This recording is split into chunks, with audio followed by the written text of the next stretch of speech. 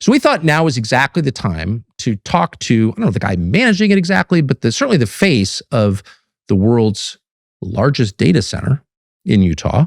And that'd be Kevin O'Leary, who is famous to people who watch cable television as one of the hosts for many years of Shark Tank.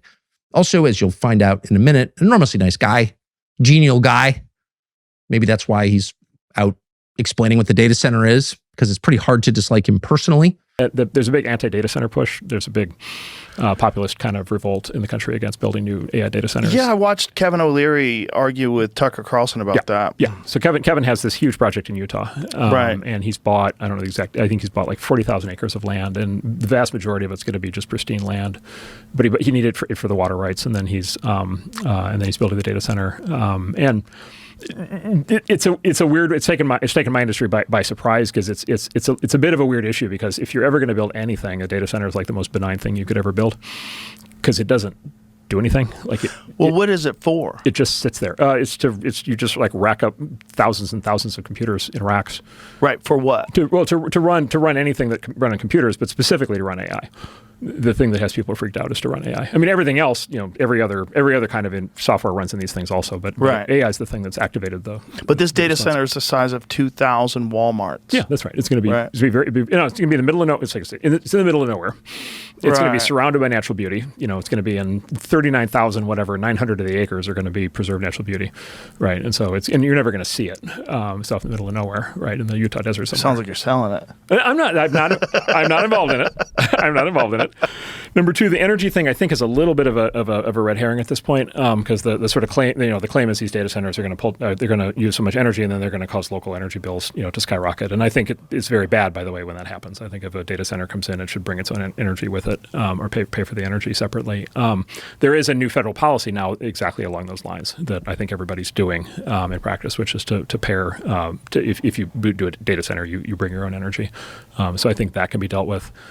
I was going to say, did you see Marty Supreme? Did you see the movie Marty Supreme? No, I did not. So Kevin O'Leary from Shark Tank plays the bad guy in Marty Supreme. Oh, does he? And kills it. It's a legitimately great performance. It's absolutely, he plays a mid-century American businessman. He absolutely nails it. I'll spoil it. At one point, he literally spanks Marty. Because Marty's needs him for funding for all of his crazy dreams. Please, I'm begging you, just let me go on your plane and let me join you there. Please, I'm humbling myself. You're making me sick. I'm sorry. Okay. Stand up. All right. Please, okay, I'll do anything. Oh, anything. Yes, anything. Okay. Go down the hall. Second door on the right is my office. Grab the paddle and bring it back here. This me. Now the bonus round. Beautiful paddle. One side's wood and the other is foam. The great Kevin O'Leary was already a great investor, and he's a great actor, it turns out. Right. And he's building this giant data center. The thing that got me motivated, though, was watching in the last 2 years this narrative in North America about how negative data centers are. It started in Virginia, actually.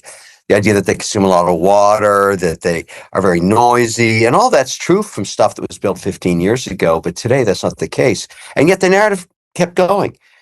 And I thought, who's doing this? Who would not want us to have compute power? Who would not want us to build our power grid out? Because when you build a data center today, you have to develop your own power and you can sell it back to the grid. That's what we're doing in Utah. I'm thinking to myself, the Chinese, they don't want us to do that. And I went through that whole thing with TikTok, as you may recall, and I actually saw the evidence of how the Chinese were manipulating the algorithm.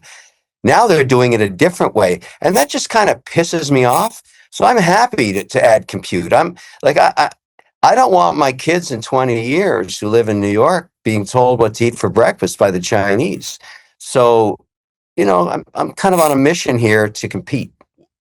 Can you build anything in America anymore? Can you? Can you build a factory?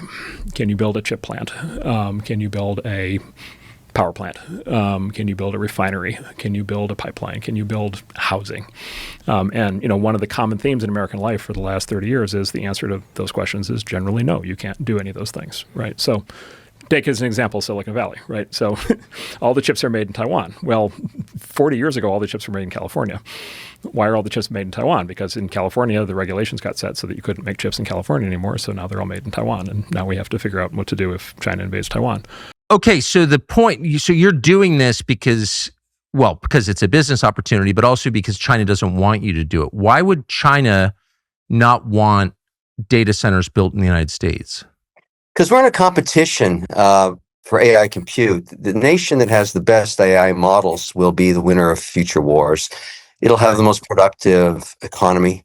We already know now, just looking at earnings that are coming out as we speak, Tucker, the earnings this quarter are unprecedented in terms of how good they are, because somehow, very quickly, and this is probably just serendipitous luck for this administration, AI compute is now being implemented in all 11 sectors of our economy, and it's enhancing both productivity and margin. So these companies are making a lot more money than they were anticipated to, because AI is very productive. And people debate about the job shift and everything else, but the fact is the economy is on fire, even at a time when we have conflict. So if I were the Chinese, the last thing I want in America is the 5 or 6 tech companies that are competing with me on DeepSeek having more compute capacity. I want to shut down every single proposal for every single data center in every single state. And I want agitators. I want paid protesters. I want environmentalists. I want to shut it all down so that they can't train their models as fast as I can.